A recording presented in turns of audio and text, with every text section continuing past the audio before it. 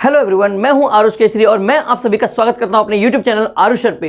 यदि आपने इस वीडियो पे क्लिक किया है मतलब आप अंग्रेजी सीखना चाहते हो, ठीक है। तो आज के इस वीडियो में मैं आपको सिखाने जा रहा हूं प्रेजेंट परफेक्ट टेंस। मैं आप सभी को प्रेजेंट परफेक्ट टेंस सिखाने जा रहा हूं। तो बिना समय बर्बाद के हम लोग सीधा टॉपिक पे आते हैं, ठीक है।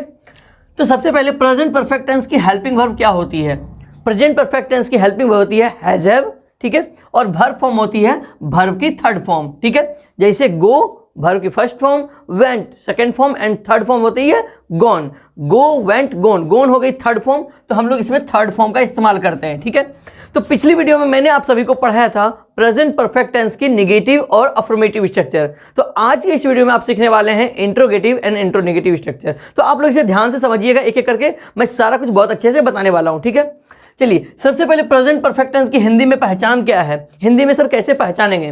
तो जिस हिंदी वाक्य के अंत में चुका है, चुकी है, चुके हैं, चुका हूं, चुकी हूं या आ है, ई है, ए है, या है इत्यादि रहे तथा वाक्य का अंत मुख्य क्रिया से हो, ऐसे वाक्य को प्रेजेंट परफेक्ट टेंस कहते हैं। क्लियर है यहाँ पे हिंदी में पहचान। तो आप लोग अब इंग्लिश में देखिएगा। इंग्लिश में अगर कोई इंग्लिश बोल रहा है आपसे, ठीक है, इंग्लिश में कोई बोल रहा है आपसे, तो आप कैसे समझिए ये कौन से चीज़ पे बोल रहा है। तो जैसे कि कोई इंग्लिश लिख दिया एक लाइन, तो आपको समझना है कि कैसे होगा। तो प्रेजेंट परफेक्ट टेंस में हमारे हेल्पिंग वर्ब को देखना है हैज हैव और वर्ब की थर्ड फॉर्म मतलब भी3। अगर इंग्लिश में आपको ये दो चीज़ मिलता है मतलब परफेक्ट टेंस, और हिंदी में अगर पहचान में ये कुछ आ जाता है तो आप समझेंगे परफेक्ट टेंस है। क्लियर है यहाँ पे। चलिए आगे हम लोग सीधा स्ट्रक्चर पे आते हैं। तो इंट्रोगेटिव स्ट्रक्चर, ठीक है। तो इस स्ट्रक्चर में क्या होता है, आपसे प्रश्न पूछा जाता है।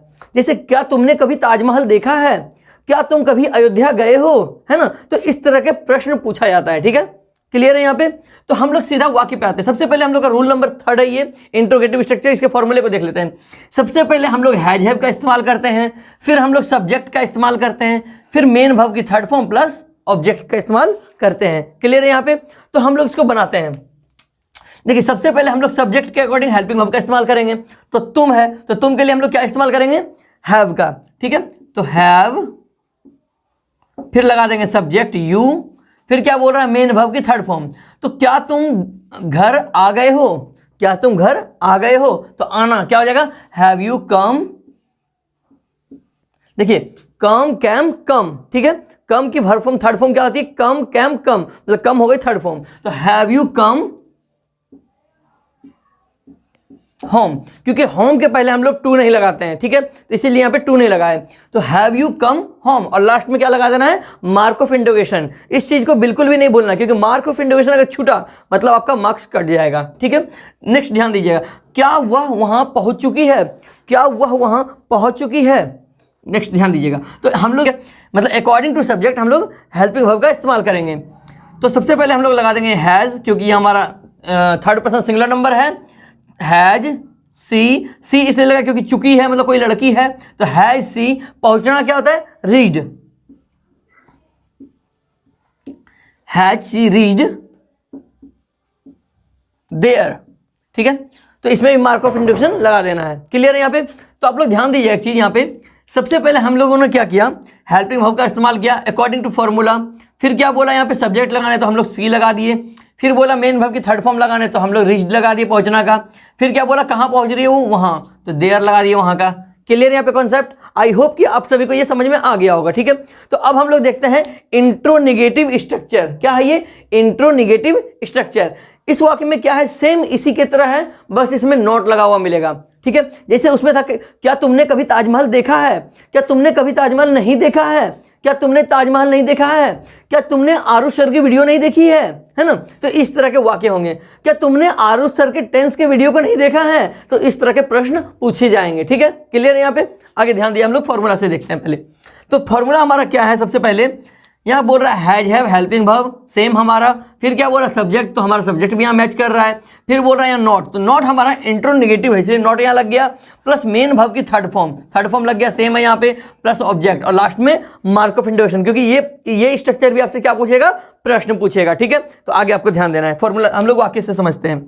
चलिए, क्या उसने कोशिश नहीं की है, क्या उसने कोशिश नहीं की है, क्या तुमने टेंस सीखने की कोशिश नहीं की है, क्या तुमने अंग्रेजी सीखने की कोशिश नहीं की है। तो इस तरह के प्रश्न पूछे जाएंगे, ठीक है। क्या तुमने अंग्रेजी सीखने की कोशिश नहीं की है, ठीक है। चलिए ध्यान दीजिए, क्या उसने कोशिश नहीं की, तो क्या हो जाएगा, हम लोग क्या लगाएंगे, अकॉर्डिंग टू हेल्पिंग हम लोग सब्जेक्ट का इस्तेमाल करेंगे। तो हैज सी नॉट ट्राइड, क्या उसने कोशिश नहीं की, ठीक है, की है, तो हैज सी नॉट ट्राइड, ठीक है। कोशिश करना क्या होता है, ट्राई, तो ट्राई की थर्ड फॉर्म ट्राइड। क्लियर है यहाँ पे। चलिए नेक्स्ट ध्यान दिया, क्या तुमने अंग्रेजी नहीं सीखी है, क्या बोल रहा है यहाँ पे, क्या तुमने अंग्रेजी नहीं सीखी है, ध्यान दीजिएगा। तो अकॉर्डिंग टू सब्जेक्ट हम लोग हेल्पिंग वर्ब का इस्तेमाल करेंगे। तो हैव यू नॉट लर्नड,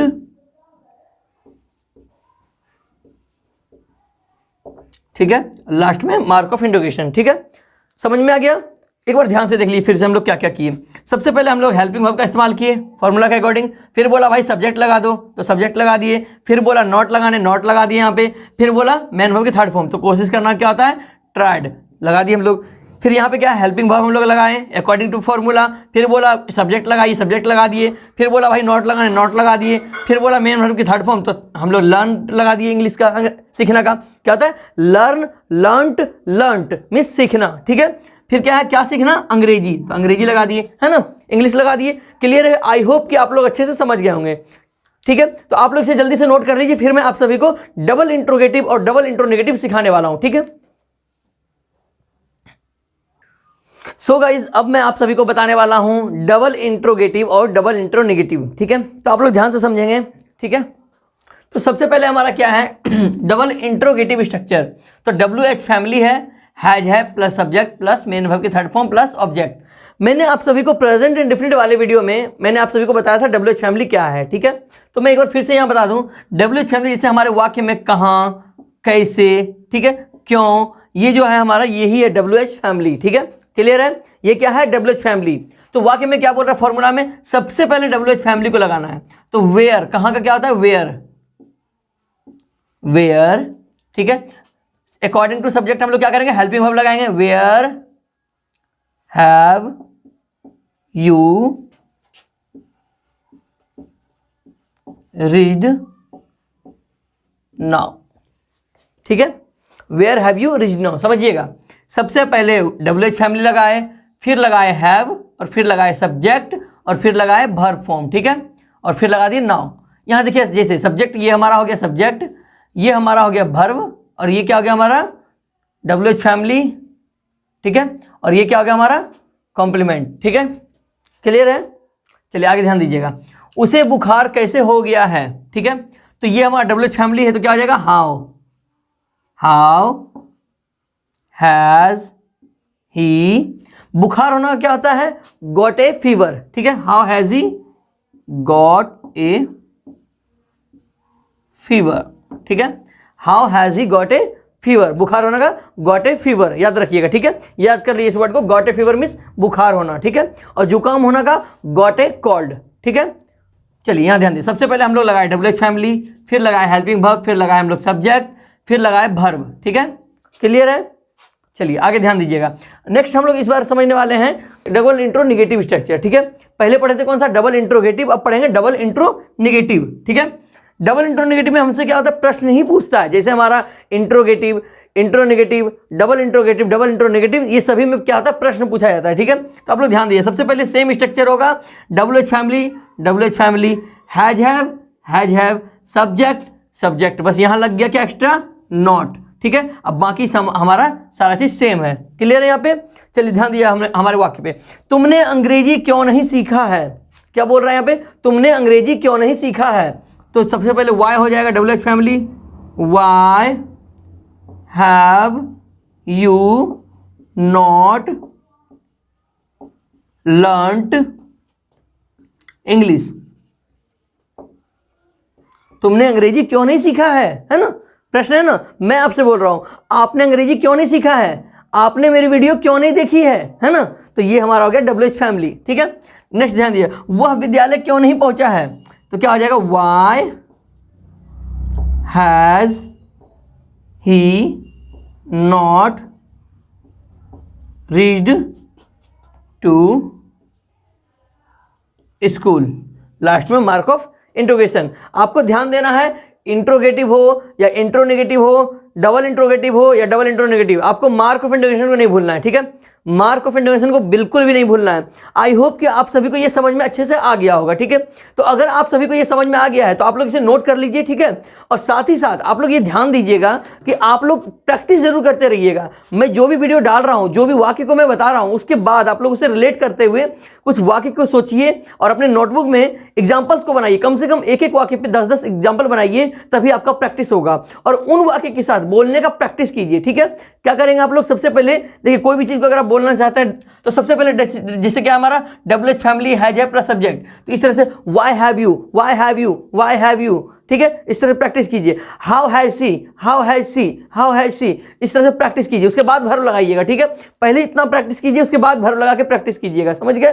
तो प्रैक्टिस कीजिएगा तभी पॉसिबल हो पाएगा। आप लोग प्रैक्टिस कीजिए। बाकी मेरे पास वो ट्रिक है, मैं आप सभी को बताऊंगा कैसे इंग्लिश बोला जाता है, ठीक है। पहले आप लोग थोड़ी ग्रामर की बेसिक जो है रूल्स वो समझ लीजिए, वो जान लीजिए, फिर हम लोग आगे बढ़ेंगे। तो क्या होगा कि आपको समझने में आसानी होगी, ठीक है। आई होप कि आप सभी को ये वीडियो अच्छा लगा होगा। अगर आप सभी को ये वीडियो अच्छा लगा तो अपने दोस्तों के साथ, अपने रिश्तेदारों के साथ जरूर इस वीडियो को शेयर करें, ठीक है। और आप सभी लाइक शेयर सब्सक्राइब करना बिल्कुल ना भूलें, ठीक है।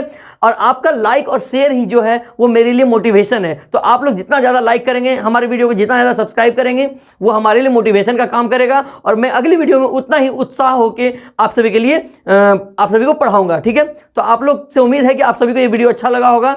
Thank you so much. फिर मिलते हैं नेक्स्ट वीडियो में।